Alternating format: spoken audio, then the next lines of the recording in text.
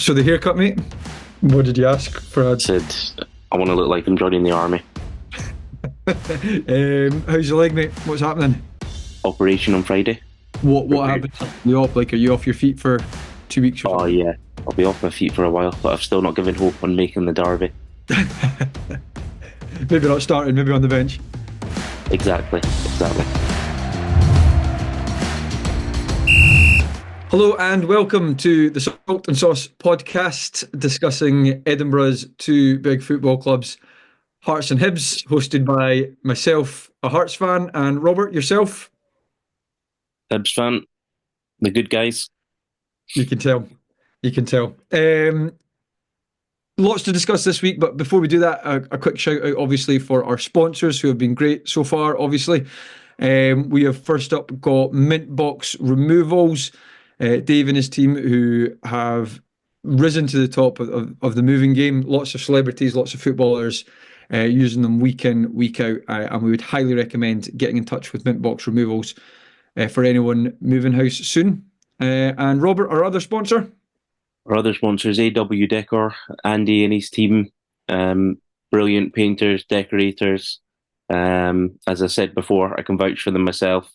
So anyone needing any painting or decorating done, these guys are top of the range. And I've mentioned before, but they are an Aberdeen fan and a Celtic fan. We'll maybe need to branch out soon and get actually Hearts and Hibs sponsors soon. I don't know, but they'll do for now anyway. Certainly, no, very grateful for the guys, of course. So, looking ahead to this week's episode, we're going to discuss the games from the weekends. We'll discuss our managers and basically how we think they're doing so far. We'll have a quick chat about VAR. It's something that gets discussed all the time, but we'll give our 2 cents on it. I imagine neither of us are particularly happy with it from the weekend, and we'll look ahead to this weekend's games. So, Robert, do you want to kick us off with the Hibs game from the weekend? It was one of the worst games of the season. The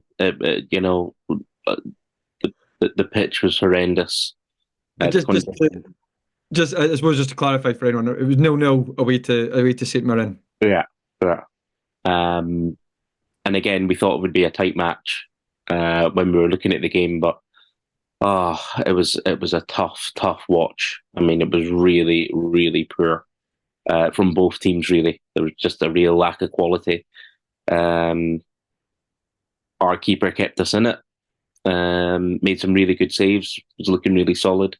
Rocky, who we covered in the last episode, got man of the match, and was outstanding. Actually, it was really, really good. But it was a very, very poor game. The conditions were awful, as I said. The pitch, just amateur stuff, and then that was followed by the wind, and it was just dreadful. So your main praise. Sorry, I was just going to say, when your main praise is for your goalie and your centre half, yeah, it says a lot. And St Mirren as well. Like, I think they'll be disappointed with how they played because they showed very little quality as well. Both teams attacking players didn't show up really. Boyle couldn't control the ball. Nicky Cadden had a couple of good balls in the box, but I think we missed one chance that we really should have put away. It was a header. Nicky Cadden puts it in, arrow like right on the money to O'Hara's head, and he's missed the target. And that's the only chance I can think of that we had really. So Sounds like it was 0-0 both in result and style, and just everything about the game just stunk of 0-0 from what. Yeah, and I can't be like, oh, we deserve to win, or and I don't think St Mirren can say they deserve to win either. It was just, it was a non-event. It was an awful advert for Scottish football, actually. I'm glad I missed it. I was in Liverpool at the weekend. My first ever English Premier League game went down, and so I was at Liverpool Wolves, which I'll be honest with you, Liverpool won 2-1, and I thought it was a really poor game of football though, like really rubbish. But even I was thinking though, in the stands, I was like, it was just full of tourists, loads of folk, with half and half scarves, video and everything they could video. You know, there was a penalty in the game, so they all had their phones out, and I was just like, oh my God, this is terrible. And it made me think Scottish football is miles better, which I stand by. I do think it is miles better in terms of being entertaining. Obviously not in quality, but you've put me off that idea a little bit with St Mirren v Hibs on at the same time. No, but what I would say is Scottish football, it gets a bad name and the quality is not always the best, but the passion is there. And the following, I think, per capita, we're one of the, highest attendances across Europe for We are in terms number of one. countries. And if you go to like a Hibs Hearts game, you're not going to see, when a goal goes in, you're not going to see fans like with phones or like half clapping. It erupts, it goes crazy. That's what you want to see. Yeah, absolutely, and from both sides as well. You certainly wouldn't get a half and half scarf. No, no, you would. But But no, yeah, no, you're right. We are it's per capita number one in Europe. yeah, It might have changed recently, but we're certainly up there, and we're number one at one point. yeah, absolutely. I hate when you watch the games, even like Man City Arsenal. You're like, it's a big game, like Man City will score, and they're just like that, You just clapping slowly. It's just like, where is the passion here? Where is the like? You want limbs. You want limbs everywhere. Absolutely, absolutely, you want them. So anyway, yes, back to the. I was just bringing that up more just to think that was what I was thinking. God, I miss Scottish football, but Yeah, literally the games kicked off at the same time, Sunday at 2. But it sounds like I didn't miss too much from you that. didn't fancy Hibs St Mirren.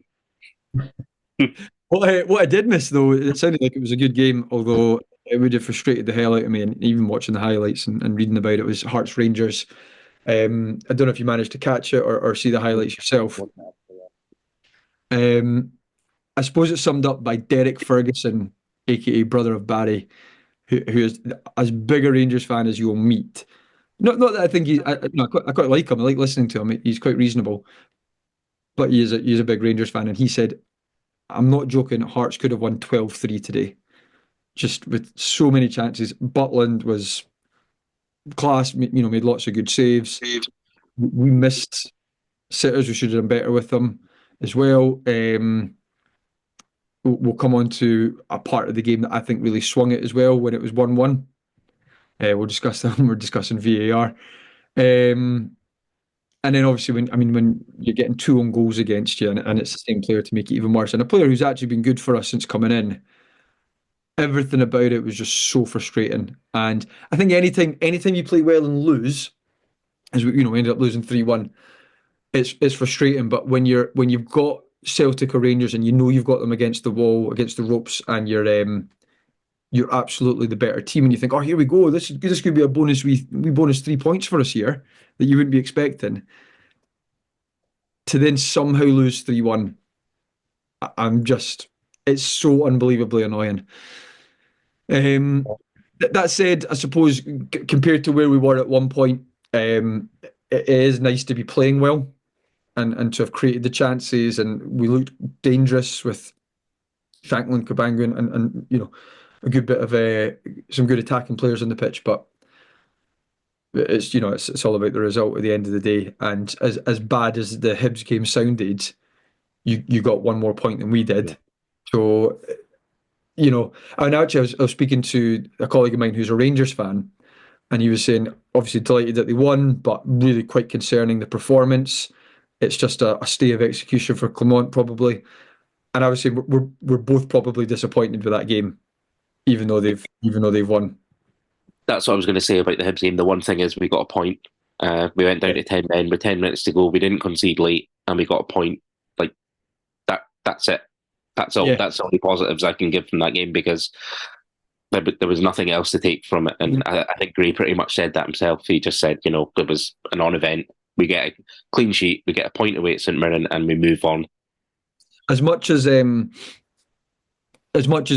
Mirren didn't create much, but the minute you go down to 10 men, that could so easily finish 1-0 St Mirren, Yeah. and Oh, something. absolutely. And it probably earlier on in the season that's what would have happened. Back to the Hearts game though, the opening like half an hour, like Hearts were outstanding. They were taking the game to them. They were playing really nice football. They were pressing them. Because whenever I see Hearts and Hibs, particularly the last few seasons, it's like they're just waiting for Rangers or Celtic to score. They're sitting back. They're defensive.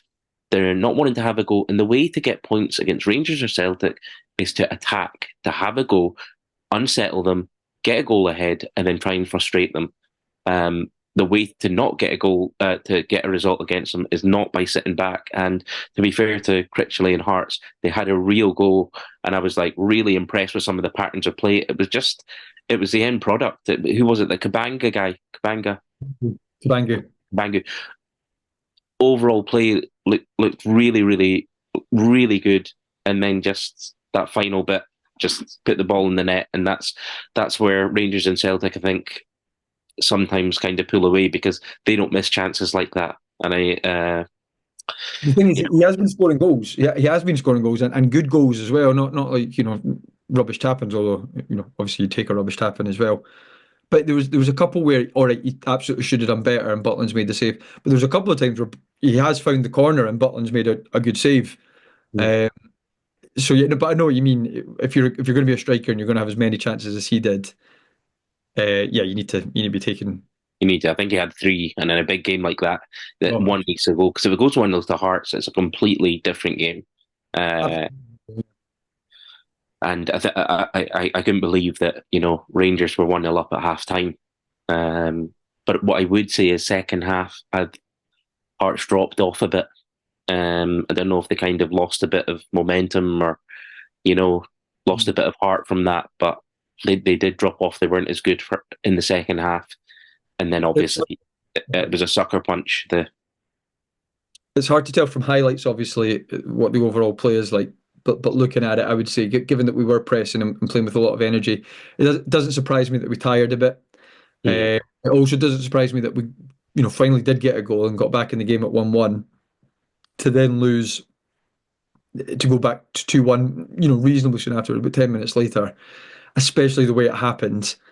And even then, you see, even the one goal, it wasn't an own goal. It was just one of those ones where I forget exactly what, the ball's bouncing around a little bit and it falls right at Czerny's feet. And you're thinking, it could have gone anywhere when the ball's deflecting between a couple of players, but right at his feet, right through on goal. It's just that's what it seems to be like that against the Old Firm. It does feel like that sometimes. But Yeah. moving on to the next bit, the nature of the goal where you're feeling if it's the other way around, I reckon they get a penalty for the shove on Wilson. Yeah, I mean, when I first had a look at it, I was like, "It's really soft." But when you see it again, you can see how that could be a penalty. But what I would say is I don't like blaming that because Hearts had enough chances to take that out of the equation. I know what you mean, but when it literally leads to their goal, and it goes from what probably would be 2-1 to you with a penalty, and 30, 60 seconds later, it's 2-1 to them. Goals change games. I agree with you. We could have been 2-3, 4-0 up at half time. And with forgetting whether it's Rangers or whoever you're playing, you probably should be.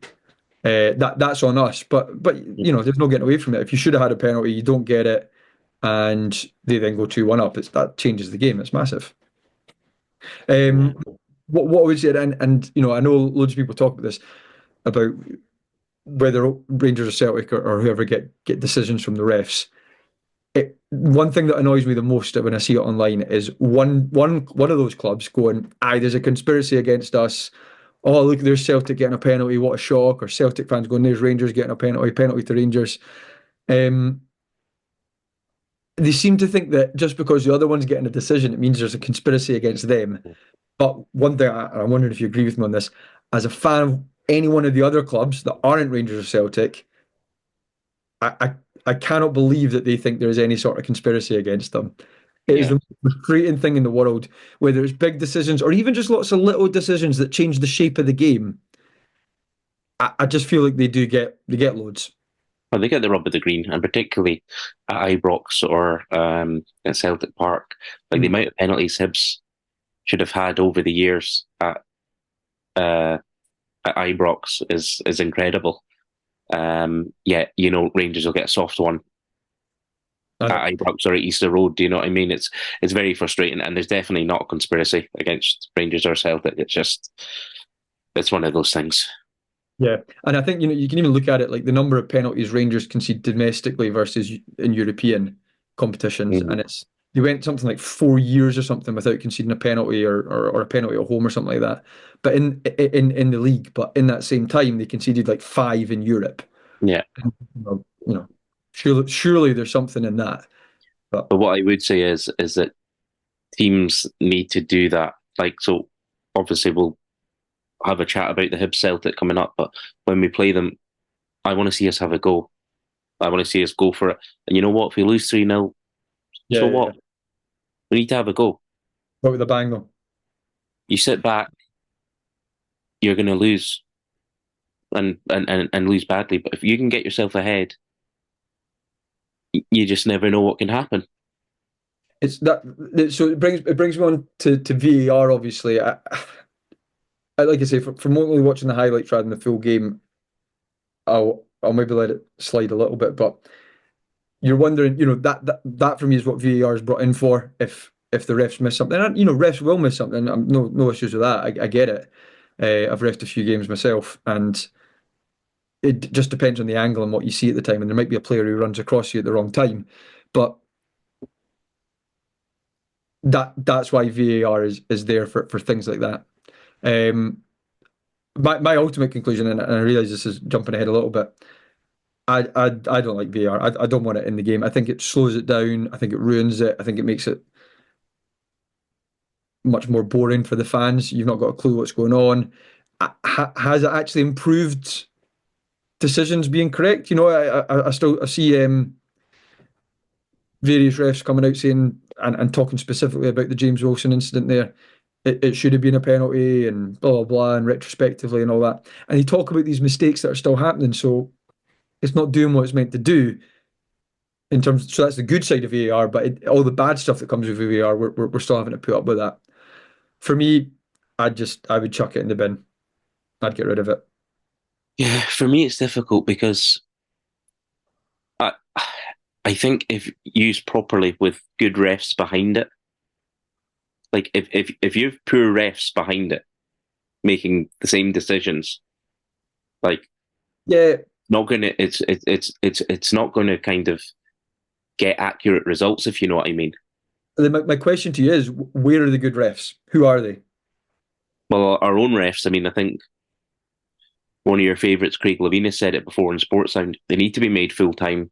They need to be paid better. Need to be trained um, up to a higher standard because that Hibs St Mirren game, I know that both teams were awful, but the ref was like, oh, it was horrendous for both teams.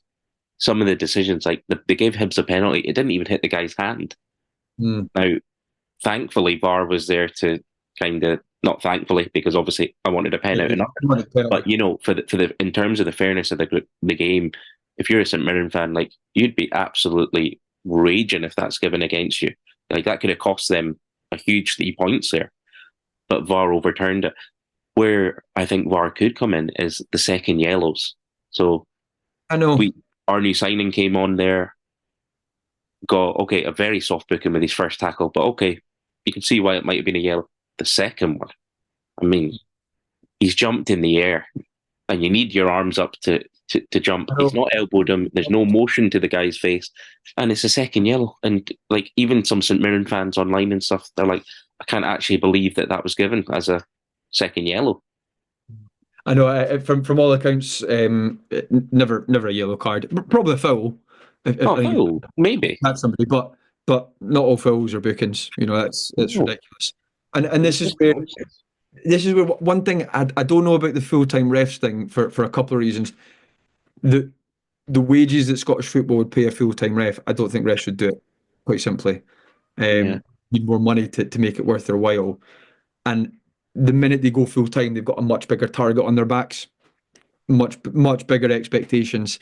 possibly. But then what do we do to get the standard up? But I think it's more involvement from people who have played football, Possibly. and it's little things like I think it's changed slightly now and it is a little bit better. We talk about handballs with the hand being in a natural position. Now if you're running back and you're sliding to make a tackle, your hand's going to come up it's how you balance your body. You can't slide with your arms at your side. And then if the ball hits your hand, for me that is a natural position. It's natural positioning by your side is not the same thing. And the same way that you can't jump with your hands at your side, so your second yellow for your Hibs man there is just that's common sense if you play football. I think as well the marginal offsides, like give the goal. If you're trying to get and find like literally a centimetre offside, give the advantage to the striker. We want to see goals. We want to see excitement. Let's not look for a reason to give it offside. If it's that close that you're having to get the ruler out and really like pinpoint and give the goal, just give it. O'Neill's being offside. I know I'd agree with that. I get that offside kind of has to be yes or no, but I would just change the rule altogether that there has to be like daylight between the striker and the defender. Mm, Give the mm, striker a bit of an advantage because mm. the rule was brought in to stop people just hanging around the goalie Of and course, yeah. coaching, and fair enough. But so see in hockey, Mm, which apparently tactically is very like football, 11 players and blah blah. They used to have their offside rule worked the same. They actually just got rid of it, and it's had no impact on people goal hanging or poaching. People still play the game the same way, but it's just much more entertaining. I mm. wonder, I wonder if actually we get rid of the offside rule. I know that I can't see it happening, but like I say, they've done it in hockey, and it's apparently been hugely, hugely positive. Mm. I just think it would look a bit ridiculous, like having Haaland just standing on the goal line. Well, but that's the thing. Nobody's done that in hockey at all. So because you're essentially a man down if that's what they do, Mm. and football is a lot more. It's is a lot more tactical. It's about patterns of play. So I think people would. I don't think anyone would goal hang. And it would stretch the game. You maybe have to defend a bit deeper and bigger gaps between lines, and makes it a bit more exciting as well. It's interesting. I mean, I think they need to trial it and just see kind Yeah, of how it plays out. But I do like VAR for things like penalty decisions because they can change games as well. Um, they can, but my point is I don't think it's gotten any better.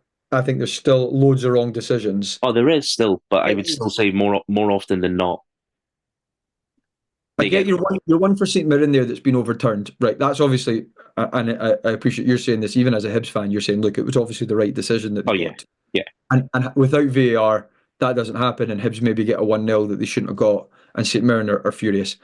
So in that isolated incident, obviously VAR's been great, but for me overall, I also think there's been times VAR has found penalties that were never penalties in a million years. Mm.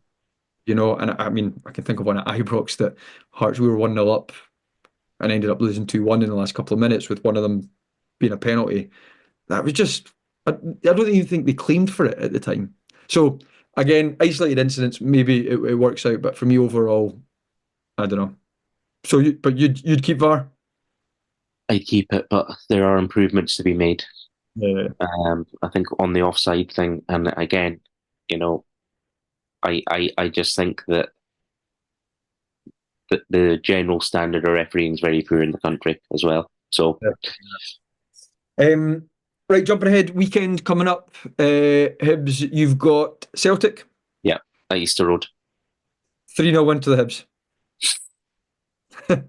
You'd like to think so. I see Celtic are leading against Bayern just now. Um, I don't hold out much hope. Um, I think we will be very defensive. I don't think we will have a go, and I think that they'll just pick us off. Their movement, their squad depth. Even if they play, half as good as what they can, it's going to be enough to beat Hibs because they're just so far ahead, and their bench is frightening as well. I just think their tails are up, and they will relish coming to Easter Road against a team that's probably going to sit in against them. And I think, unfortunately, they're just going to pick us off. We're not yet good enough to go toe to toe with Celtic. Where is it at? Celtic Park? No, it's at Easter Road. Oh, Heath Road, sorry. I mean, even then, you're expecting Celtic to comfortably win that. What would you say score wise if you had to guess? 3-0. 3-0. Yeah. The thing is, and I know that you hate predicting that for your own team, but that's just the reality of it. When Reality of it. Celtic have got a bench that is worth 10 times what the Hibs squad is worth, it's what we Now, do. don't get me wrong, teams under kind of Neil Lennon and stuff, you'd look at it and you'd go, you know what, we could cause them a lot of problems.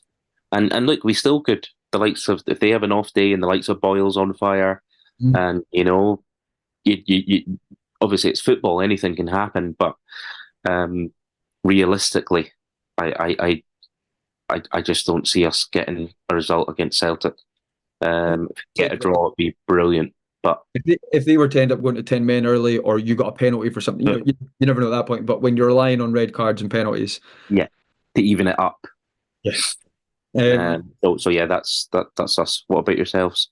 So in contrast, we've got St Johnstone. It is away, but I'm still expecting to go up there and win. St Johnstone, don't get me wrong, they've turned a corner a wee bit recently. They won a few. I know they lost. I can't remember who they're playing. They lost the other week, but they've won a few games in a row. I'm still thinking, and it's the same as when we spoke about Dundee. I know that turned out obviously quite ridiculous in the end, but the basic of it is, if you ask me why I think that, is that Hearts are better than St Johnstone. Mm. I think if both teams play well, I think even if Hearts play at 90% or 80%, they've probably still got enough in there. The only thing that could come into it, again, things like penalties, things like red cards, but also just the pitch up there. It's all right. It's not great, but it's all right. But now under Valakari they open up so much more. I know that Hibs went there and it was a really stuffy draw Mm. from that's probably quite a while ago now. But they're so much more open that I'd like to think we can pick them apart, and I'd say probably 2 or 3-0 to Hearts would be my prediction for it. Yeah, I'd agree with that. I'm expecting to see Hearts go up there and win comfortably, 3-0. I think is a fair enough. I think Hearts are playing really well at the moment. I think if they can put their chances away, St Johnstone they're not great. So yeah, I'd be expecting Hearts to go up there and win comfortably. Well, here's hoping that both our predictions are correct then. That would be an excellent weekend for me. I hope I'm wrong. I hope I'm very, very wrong. Yeah. Well, we'll find out next week. But Robert, as always, great to catch up. Thanks again to our sponsors, Mintbox Removals and AW Decor. And yeah, let's find out how we get on this weekend. See you then, Robert. Hope you get pumped.